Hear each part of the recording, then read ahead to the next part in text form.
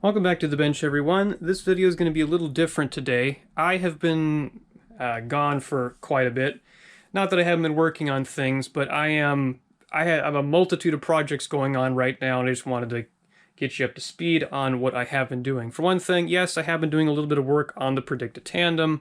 I was actually in the middle of putting back, reassembling the head unit here. I do have footage for this. I gotta finish it up, get it edited, and get that posted. But I am still working on it.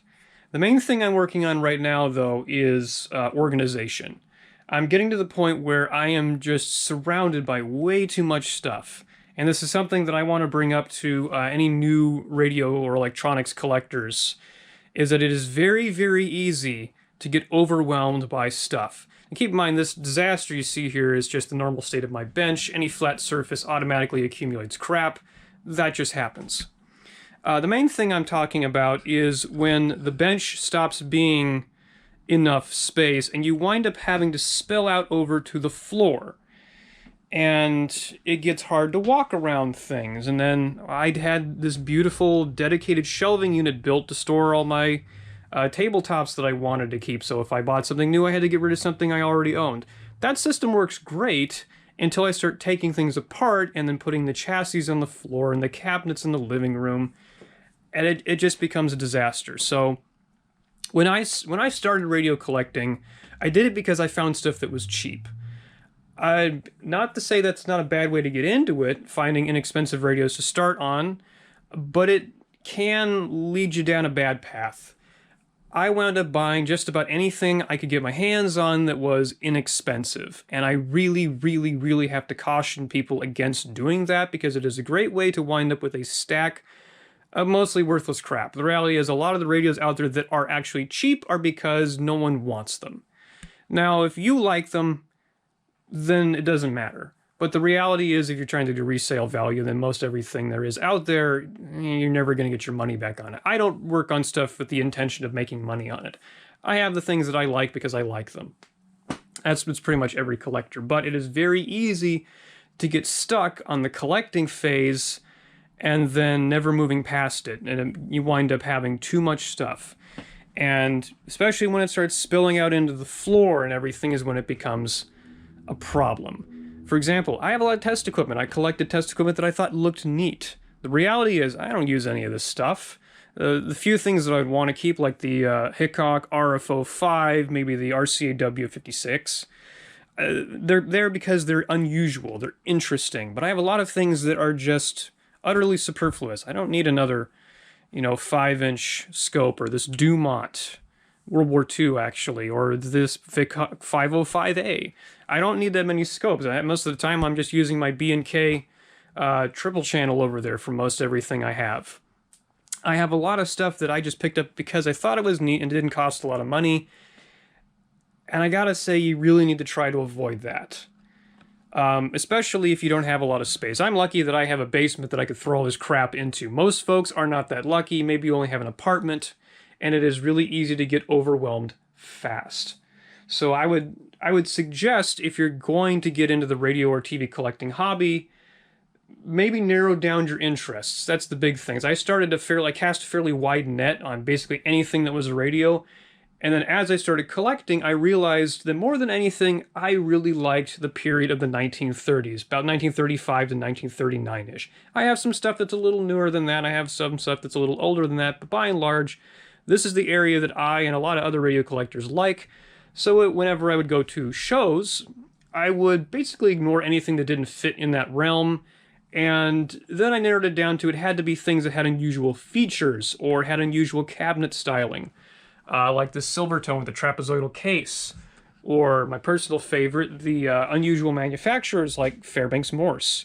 Not something you see every day. Or this gorgeous RCA T9-10. But what I am trying to say is that I am stuck trying to sift through all the things that I don't need, and I want folks to try and avoid doing what I'm having to do now, which is offload a bunch of stuff. Now, I'm not really trying to sell a lot of it. I'm basically just giving tons of it away for free to save space, and it makes people happy when they don't have to pay for things. I find that the easiest way to get rid of stuff is literally to just put it all in a box, put a free sticker on it, and then give it away. It frees up space, it makes people happy, and it's usually pretty quick. Now, if all you do is collect things that no one else wants, and then you try to get rid of it, you might have a hard time.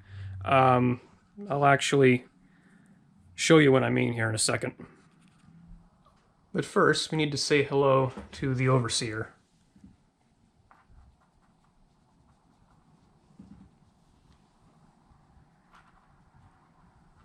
Okay, so this is the main storage vault, for lack of a better term. I have to say this is actually more organized than it was when I first moved in. I've actually gotten rid of a few things, but clearly not enough. So one of the big problems with the radio collecting hobby is that there are some things that are just not worth a whole lot of money, and the biggest thing is consoles. Especially if they have, say, a phonograph player in them. They're big, they're heavy, and they take up a lot of space, and people just can't get rid of them. It's kind of like old home entertainment systems or TV cabinets. No one wants them because flat screens have rendered all that useless. Well, who wants, you know, a giant piece of furniture that you can't rig up? I mean, you can rig up modern equipment to it, but at the end of the day, it's still a giant piece of furniture. And as it turns out, they tend to be pretty damn cheap. And so I wound up with a lot of them. So, although I should point out, this is not mine. This is a 19-inch Zenith porthole television that I'm hanging onto for a friend with a new old stock. I don't know if this one is actually a metal glass. No, it's an aluminized, so it's probably straight glass. So that's pretty nice. But yeah, I wound up with a bunch of stuff that I don't need. A lot of it was cheap. Some of it I paid a little bit more because it was something interesting and I wanted to have it. But but despite all this mess, I have actually gotten rid of stuff, but this isn't even all of it. Now, some people resort to having a storage unit and actually paying monthly to store stuff. I briefly had one of those, and it is a money pit. So if you can avoid it, I would highly recommend to just not shoving stuff into storage, trying to get rid of it if you can. Yeah, you may have to get to just give it away for free. That's generally the easiest way to go. And I tell you what, there's nothing better than having the ability to walk around, because I am quickly losing that, and it gets really old tripping over stuff. While we're in here, I did need to point out, this is, of course, the 17-inch Sylvania television that has been the bane of my existence. I haven't really had any time to work on it. I did actually manage to find a new old stock flyback for it, because I had a suspicion that might have had some issues. A friend of mine suggested it might have. Well, I popped it out, put the new one on the core, and got the exact same results. So it was not the flyback, sadly. So I'm going to have to do a little bit more investigation. I have a suspicion it might be the drive signal, because I have swapped every other part in that system out, verified that all the components are good. So I think there's something else a little bit amiss. So I'll have to get back to that eventually, but cleaning up is kind of my priority right now. And unfortunately, I'm even having to use the living room to store parts for other projects now. We'll take a look at what that's from here shortly.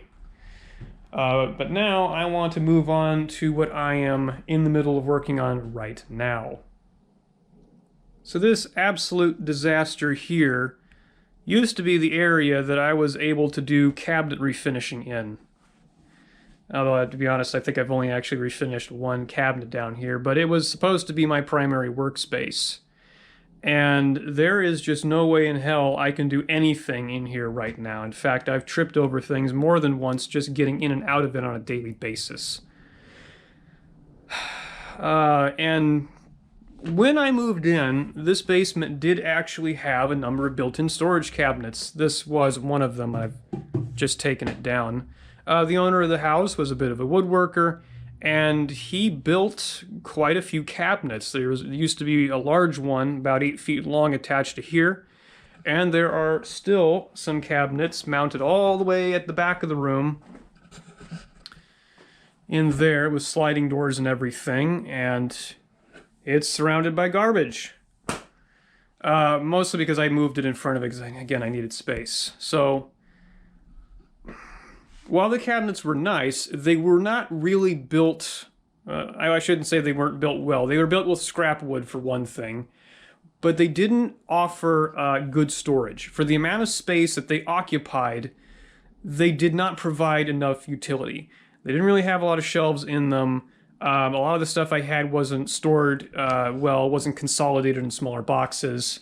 So I have torn all of that down, and I have building a dividing wall here to segregate off the back half to make an additional storage room, Christmas ornaments and all kinds of other crap. But I also have a lot of car parts. And radio cabinets, pieces of wood, veneer, stuff that I use for cabinet work when I do it once every, decade or so. And I am pushing hard to get at least this section of the wall done. Now, I am framing it for a door, but the door is not really important right now. What is important is getting this wall done. After Lowe's refills their stock of tongue and groove board, because I completely blew them out of every good one they had, all 8 of them. And I'm going to build 2x4 foot shelving along that wall there. I've estimated I can squeeze about 12 feet worth of shelving in, and about 6 feet high. And I can organize a lot of the stuff I have into new containers, get it put away, and then in front of the wall, I'm going to build an 8-foot long workbench.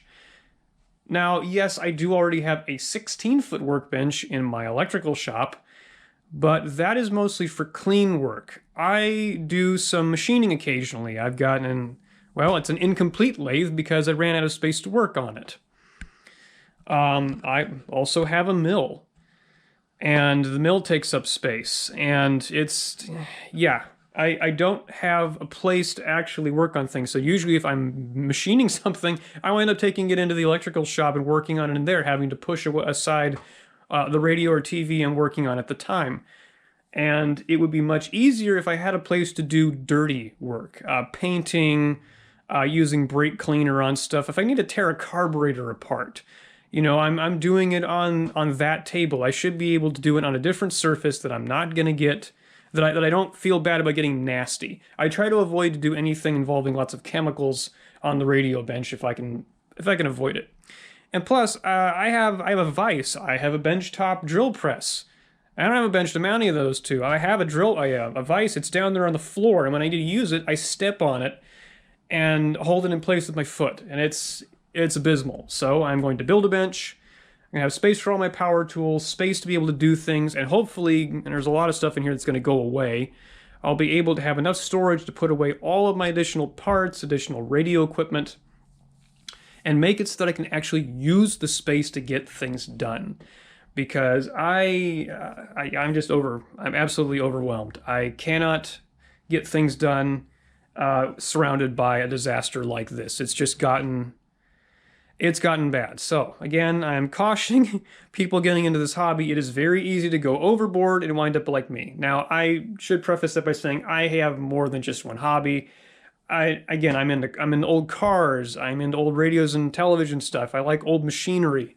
So if it's just old radios, it's not that bad, but it can quickly spiral out of control when you have more than one interest. Yeah. So, now that you've listened to me talk about all the terrible, terrible things that I've done to myself, let's take a look at what's new and what I'll be showing off here shortly. Or, hopefully within the next decade. So every good Radio Shack needs a rack mount. I wanted a rack mount for a while, but they just don't pop up for sale that often, and most of the ones that I saw were kind of ugly looking. I didn't really want one of the black wrinkle finish, but there was an estate sale that came up. I helped them out with moving some things for the club, and they had 3 or 4 of these rack mount cabinets because the owner of the estate just bought anything and everything he saw, and that included these. And for my help, they let me have one. So I grabbed one that had some nice chrome accents. I think these were used in RCA transmitting stations or something along those lines, studios. But it's a great looking cabinet, and it came all apart with screws, so I was able to tear the whole thing down and shove it in the back of my car. But I wanted to get, there's certain pieces of equipment out there that are only rack mounted that you don't have benchtop varieties for, and having a rack makes them super easy to store. One of those is my ATEC Nixie tube counter down here. It's got some issues. Some of the display drivers have blown transistors. I was able to find some new, I think I used either MPSA 42 or MPSA 92 transistors in those stages to get a lot of the drivers working again, but it's still a little off. But the two things that I did get were this Beckman Berkeley model 7360-20 frequency counter, and even better, this Nonlinear Systems model V35RB digital voltmeter. This is the coolest thing I've ever seen, and it's actually very historically significant because this is the company that invented the digital voltmeter. If you search Nonlinear Systems Incorporated, you do eventually find one or two articles written up about their development of digital voltmeters starting in the early 50s. This unit is about from 1962, and it is all transistor, but what makes it cool is the display. At least that's the reason why I have it. So I did do a short on this some time ago. This is an edge-lit display. So these are individual pieces of lucite with numbers engraved on them, and they are individually lit from the bottom using light bulbs, GE 112s, I think. This assembly here actually pops out of the front of the unit, which is very cool. Should turn that. I don't have an input hook hooked up to it, but sometimes I can get it to cycle through. Yeah, there it goes. So the numbers are actually driven by relay stages, and what you're hearing in the background when it does that, what you're actually hearing is it doing the calculations. So this uses read relays driven by 4-bit binary counters to equalize a Kelvin bridge to determine the voltage input. So basically they're balancing a resistance. So you have a bunch of fixed resistances, and the counters connect them up in order to balance it out until you get a match to the input. It's really, really cool. So that I was super happy to get. Edge-lit stuff it doesn't come up for sale ever. And this is the first piece of equipment that I've actually seen with one in there. And it's all in very good shape. I even have a BNC adapter for the input, which is nice because it's got a, I think this is an Amphenol style connector. I use these a lot at work. So it's great to have that. So super happy to have this. I want to do some work on this. It needs to have the power supply and everything else gone through because there's a lot of dry film electrolytics in there, and they're pretty old. And even cooler, this is an ex-Boeing piece of equipment, so that's neat. Now I kind of skipped over the Beckman counter. This is neat because this is an entirely vacuum tube counter, which is partially why it's so huge. Each of these displays here are neon lamps behind the numbers, and they are actually, and I have some examples here, these are not Berkeley units, or at least I don't think they are. I think these are I forget the exact company, CMC Computer Measurement Company or something along those lines. These are decade counters using dual triodes as flip-flops. So you have a 4-bit counter that operates in a slightly unusual fashion. Instead of 1, 2, 4, 8 like you might be used to at transistorized stages, this operates with 1, 2, 4, 2, I want to say. There's some additional black magic going on in here, some additional feedback that allows it to count from 0 to 9 without needing any kind of reset circuitry. So they don't count from 0 to 9 and then reset it because there would be some additional nonsense needed to drive the individual neon lamps. It's pretty neat, a very, very clever system. So there are, I think, 7, effectively, of these modules mounted vertically in this unit, and they're cascaded together, and then there's a whole bunch of additional stuff inside there to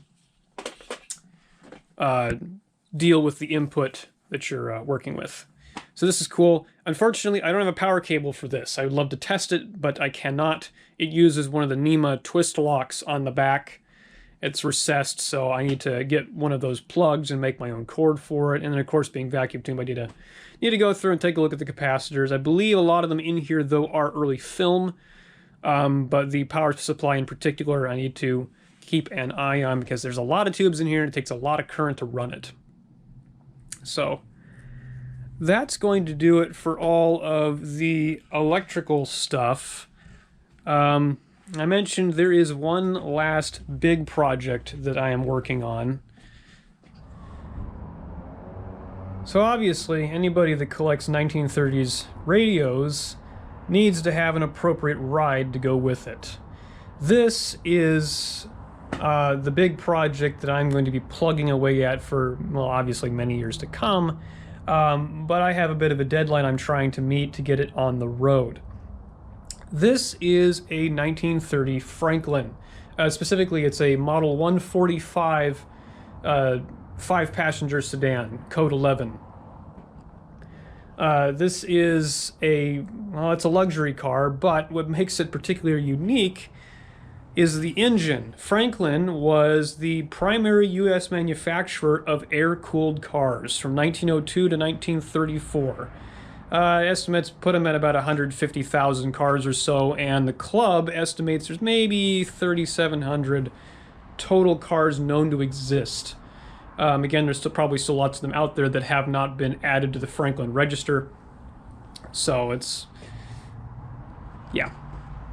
Anyway, the reason why I have this car in the first place, I wasn't looking to buy a car from this period. I've admired them. I always thought they were really cool. I've never had the disposable income to actually justify buying one, especially since I know how much work they can be.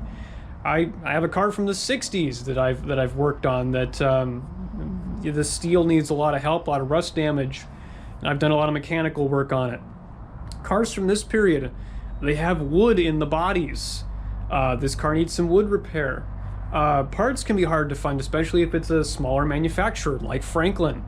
There's basically nothing in terms of reproduction parts. There's no big manufacturers.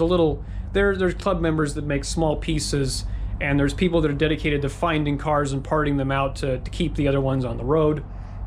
And there are some things like gaskets, and you can get pistons made and bearing shells and whatnot. So it's not awful. It's actually a really nice community behind it. But I was approached by another member of the radio club last year in January, and he was trying to downsize his collection. Big surprise there. You can't take it all with you. And he mentioned to me that he had a car that he wanted to sell. And when he told me what it was, I only vaguely had heard the name. And when he said, oh, it's air-cooled, I had to see it. I'm a Volkswagen guy. So obviously air-cooled is interesting. You don't have to issue water pumps or anything like that. And I'll have to throw a picture up what the car looked like when I got it, because this is not what it looked like when I got it, obviously. I've done quite a bit of work to it on the front end here. I'm going through the brake system right now. So there's all new wheel cylinders in here. The pads have been relined. I've got brand new hoses. I'm making brand new brake lines for it, all flared connections. I should preface that I have actually driven this car. I know it might not look like much, but when I got it, all I needed to do was rig a carburetor up to it, flush the engine out, put oil and gas in it, and make the ignition system work. And I was able to putter around my neighborhood a little bit in this. It is... I can't explain the feeling. I guess if you've driven a car from the 30s with a big 6-cylinder engine in it, you probably know. But this doesn't have an exhaust system right now, so the tailpipe was just kind of hanging out underneath the chassis. And Franklin advertised this as it having an airplane type engine, and it sounds like an airplane when it runs. It's God, it's awesome. Now obviously there's a lot of parts off of the engine right now. I had a whole bunch of stuff powder coated, but I needed it out of the way because I had to take the steering box out to get that rebuilt, and all of that was in the way of me working on the brake system. So I'm in the process of putting the front end back together. I'm not going to be touching on the body for quite some time. yeah, I'm mostly focusing on mechanicals, try and get it running, rolling, get it licensed and everything so that I can start having fun with it, because if I get stuck in the middle of it, tear apart the body and everything, it'll never get done, like everything else around here, obviously. But my friend basically suckered me into buying this, and I had really good terms, and I was able to pay it over a period of time, and it was for a good cause. It helped him out, and I wound up getting a very cool piece of history. The 6-cylinder air-cooled engine is just beyond cool. Yeah, so anyway, there's supposed to be a very large Sirocco fan mounted to the front of the engine. There's a shroud that goes over it. There's ducting that goes along the side of it to blow air across the cylinders. And then I've got the intake and exhaust manifolds taken off, although I did get all nice new lacquered copper wires for the spark plugs. It does actually have a bypass oiling system, something you only find on higher-end cars from the period. But as a 5-passenger sedan, there is a stupid amount of room in this thing. I've actually got, this is the rear seat bottom, sitting on top of the front seat. Puts you a little closer to the dash here. Now the car was partially disassembled when I got it, so it was filled with cardboard boxes of stuff. And I have been sorting through those, and that is a lot of what's taking up space in my basement. So I am building a lot of storage to be able to organize and document all the parts I have for this car so that I don't lose anything. Because there's, yeah, it's gonna need a lot of work. A lot of upholstery. Body's actually pretty solid, but there is wood damage. This is an ash frame with a steel skin over it. The A-pillars have already been replaced. The sills in here have already been replaced at least halfway. They're actually in pretty good shape the rest of the way. I just need to clean up the brackets. So all of this is ash, and it is basically bolted to the steel frame. I'm in the process of cleaning, deoxidizing, and painting the frame while the body is still mounted on it. A lot easier said than done. We've got this really cool, I know it's not easy to see, this is a faux wood grain steel dash. Got the engine oil pressure gauge hanging out in space here. It's got a 4-speed transmission, which is not saying much because the additional speed is just a stump puller gear or emergency low. That's actually what this guy right here is for. That is not for reverse, that is for getting into emergencies low. So it has a conventional H pattern, so reverse is up, first is down here, then you have medium gear, and then you have right and back is high, which is just a 1-to-1 straight through output. And got a brand new clutch plate installed and adjusted, master cylinder down there, got that rebuilt. So I'm trying to get the brakes working because I have the rest of the drivetrain up and running. Oh, and also all the glass in here is original, which is nice. None of it's broken, and all the window winders actually work. And really rather well, all things considered. Unfortunately, the upholstery was kind of screwed up, and one of the guys that owned it prior to my friend selling it to me made these god-awful... I mean, they did do some decent sewing work on it, but they did not install the hardware correctly. This is not supposed to be put there. And I have all the little detail bits for these, but I at least have all the other original nickel-plated fittings that go in the car. Originally, it would have been a gray wool broadcloth, which the headliner in here is still the original broadcloth, but it has discolored, and the wood at the back of the car needs some help. The rainwater got in. The top obviously was damaged here, so the A-pillars are steel up until about this hinge, and then they're wood, so we had to... The owner wound up replacing all of that, but the wood above the windshield here, that's going to have to get replaced because the windshield does hinge outward. And that giant piano hinge, it it all screws up into that and it needs a solid place to mount. There's even a visor that goes across here that I need to reinstall. So it's gonna be a really cool piece of equipment. I've got a full set of wood wheels for it. I actually have 6 of these. This car, the 5-passenger sedans, originally came with a single spare mount at the back of the car, and it had bumperettes around it. Whoever bought this car new decided to go for a few optional extras. One of the things they did was they opted for dual side mounts. So the fenders on this car are actually recessed for the tires, and at least on one side of the cowl here, we do have the holes for the brackets, and I have the brackets. So both sides have those. The opposite sides had some welding done, so the holes need to be drilled in it again. I do have the extra rims here. These are Motor Wheel Corporation locking ring rims. So they're not split rims, not like the Firestone ones, but these are still a little tricky to put together. You got to be careful, or these locking rings don't snap into place. They can come off and decapitate you. But yeah, 4 of them had already been varnished again. You could do clean wood like this, or you could get them painted. Typically they were painted the body color of the car and then pinstriped. But I've got to get new tires on that, and that's one of the next big expenses I'm going to have to go through, is buying new tires, tubes, and flaps for these. But for the immediate future, it's mechanical work. I got to get the chassis in a condition that it can drive, and yeah, that's going to be the big one. I am super excited. I couldn't care less what the outside of the body looks like. If I can drive this thing, I will be happy. Now, downside is it's probably going to be a little bit cold driving it for most of the time here in the Great Pacific Northwest, because this car has no heater. Most cars from the period didn't. There were accessory heaters that you could get that came off the exhaust manifold. Masco made one that replaced the original exhaust. You had to bore a hole through the cowl, and it would blow hot air using the engine fan and a little bit of ducting directly into the cabin. Apparently those work fantastic.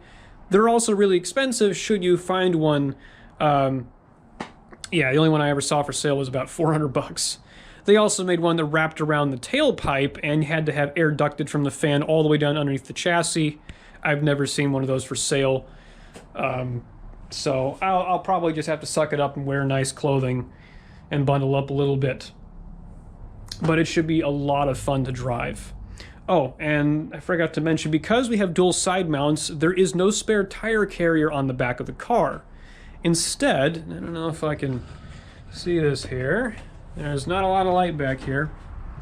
Instead, we actually... oh, you can't see it. Never mind. There's actually mounting brackets, and I have all of the hardware for it. There is a trunk rack that folds up that takes the place, and I even have a steel trunk for this car.